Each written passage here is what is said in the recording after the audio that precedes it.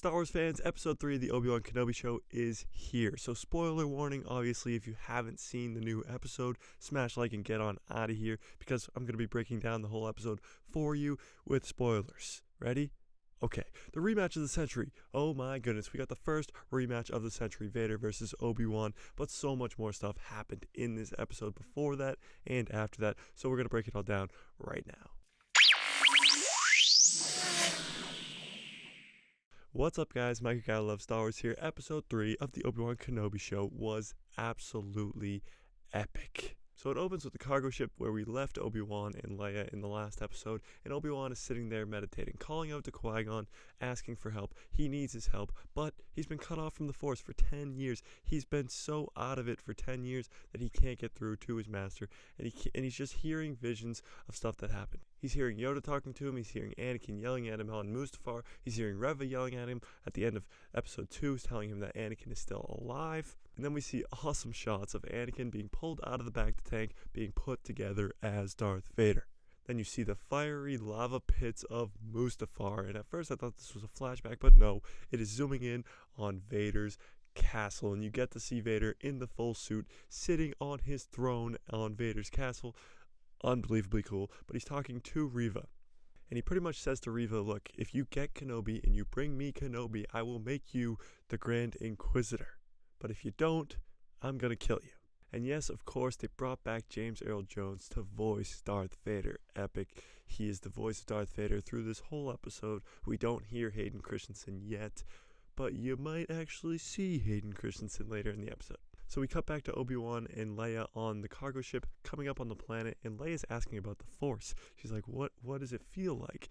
And Obi-Wan describes it as, have you ever been afraid in the dark and then you turned on the lights? That's what it pretty much feels like. And Leia's like, oh, I get it. Then they come up on the planet and they land, and they have to sneak off the landing pad because there's Imperial presence on this planet. Obi-Wan tells Leia that this is Mapuzo, a mining planet, and they're just walking in the middle of nowhere. They don't know where they're going. Obi-Wan still thinks that it's a trap, and Leia's like, you gotta trust people more. And then, out of the corner of his eye, Obi-Wan sees something. And that something is Anakin Skywalker in his Jedi robes, very far away, obviously a vision, but he turns around and it's Hayden Christensen himself. Leia asks, what was that? And he's like, nothing. Let's keep going. Then it cuts to the Inquisitor ship landing at its base, and it's just Reva. Just Reva, no Grand Inquisitor, no hurt Grand Inquisitor, meaning that he's still on Daiyu. Grand Inquisitor dead, confirmed. Confirmed. Confirmed. I am just kidding. Obviously, he's in Rebels, but he's dead. You know, he's dead.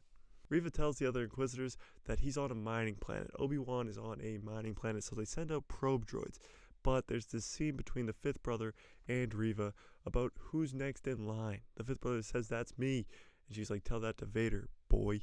Back to Leia and Obi-Wan on Mapuzo, and they get to the spot, and nobody's there. Then this guy comes by on a transport. His name is Freck, and Leia's like, hey, he'll help us. But he has an Imperial logo on the back of his speeder there, so Obi-Wan's not really keen about it, but they get on the back, free ride to the ports so they can leave and get back to Alderaan. But Freck picks up some Imperial troops because he's friends with the Empire and they need some help. So the Imperial troops are literally sitting right across from Obi-Wan, don't know that he's a Jedi, and they're just talking to him. They're like, where are you guys from? They say, we're from a farm.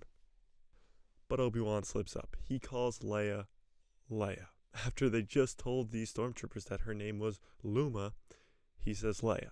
They come up with a sad story about how they're there visiting family because Leia's mom is dead and Obi-Wan is her father. The stormtroopers leave and Leia asks, is that story actually real? Are you my father? Did you know my mother? First of all, yes, he knew your mother. No, he's definitely not the father, because that would change a lot of the prequels and a lot of fans would not be too happy about that.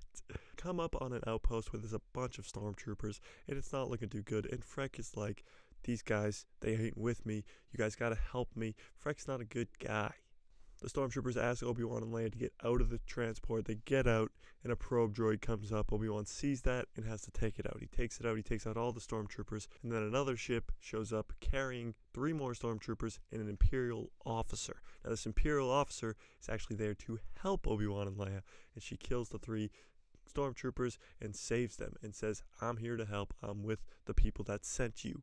It cuts back to the Inquisitor's base, and they have found Kenobi. They're on their way. Back on Mapuzo, the Empire has locked down the whole planet.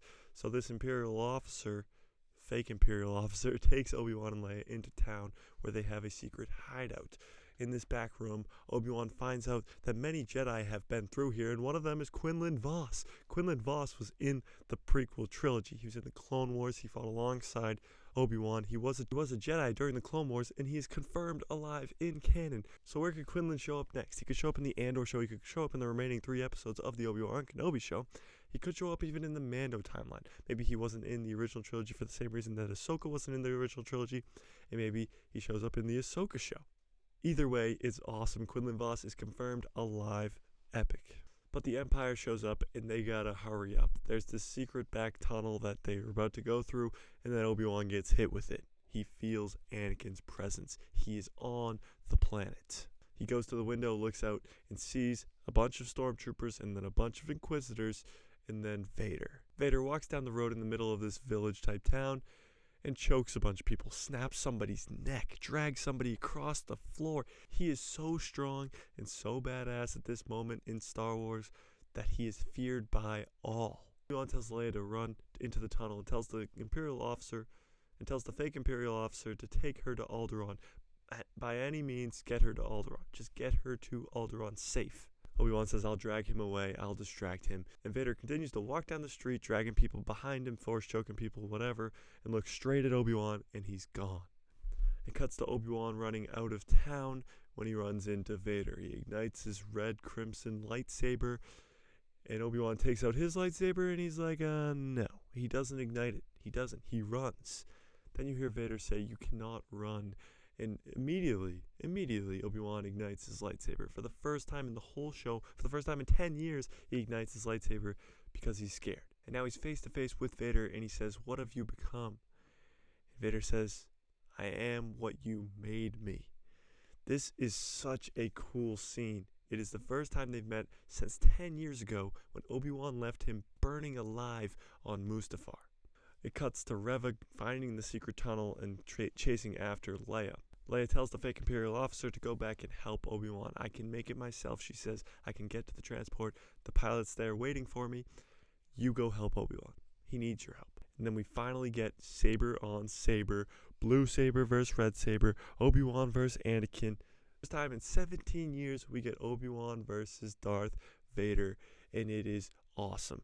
Vader is using just one hand because he's just so much stronger than Obi-Wan at this moment. Obi-Wan hasn't trained with the Force, hasn't trained with his lightsaber, hasn't done any training at all for the last 10 years. And all Vader has done is training just to get himself at least healthy enough after being burned alive and all 3 of his limbs that he had left get chopped off. And now he's strong enough that he's just fighting with one hand, and Obi-Wan looks weak. He's huffing and puffing, and he can't handle it, and Vader forces him away. Vader says, "The years have made you weak," and he takes down this crate of something filled with something that's flammable, and he lights it on fire. And he lifts Obi-Wan in the air, and he says, "You will suffer as I did," and he throws him in the fire, just like he did to Anakin on Mustafar. Vader does this to Obi-Wan. He throws him in the fire. Obi-Wan only burns his right arm, and it's pretty bad, but Vader puts the fire out himself. He says, "That's not how I'm going to let you die. I'm going to actually legit just torture you for a long, long time." But the fake Imperial officer comes to save the day. She shoots the giant thing that was flammable in between Vader and Obi-Wan, and the fire starts again. And it's a lot bigger this time, but I still think Vader could have put it out. I think he's just toying with Obi-Wan and probably thinks that Obi-Wan can lead him to more Jedi or just more rebels that he can take out. You can't tell me that Vader couldn't have put out that fire again and got Obi-Wan right away. He could have just gone badass and taken everybody out just to get to Obi-Wan. But I think Vader's just toying with him. Vader's been waiting 10 years for this too. He's been training for 10 years for this too. He didn't want it to be that easy. He wants it to be a fun game and just toy with Obi-Wan. Obi-Wan gets away, but Leia doesn't. Reva finds Leia in the tunnel, and it ain't looking good for Leia. Roll credits. This was amazing. The first rematch of the century, and it was a bad one for Obi-Wan Kenobi. He got absolutely destroyed. So obviously we're going to get some awesome training scene in the next episode where it's like him doing push-ups in a cave or something awesome like that. And it's going to be the rematch of the rematch of the rematch of the century. But again, I think Vader's just toying with his food. He's just letting Obi-Wan run so that maybe he'll bring him to more Jedi on Jabim where he's heading, or he'll just lead him to more rebels, more people that he can take out to prove to Obi-Wan that he's stronger than him and he can take him out easy money. So tell me what you think in the comments below about this episode. Did you like it? Rated out of 10. I'm giving this one a 9 out of 10. It was unbelievable. The rematch of the century was epic. You got a mention of Quinlan Vos. Just so cool. It was just so cool. 9 out of 10. Smash like if you like this video, hit subscribe and hit that bell so you get notified every time I post a video. I'll be breaking down all the Obi-Wan episodes. I'm still breaking down stuff from Star Wars Celebration. There were so many announcements, so don't miss out on any of it. Hit subscribe, hit that bell, and may the Force be with you always.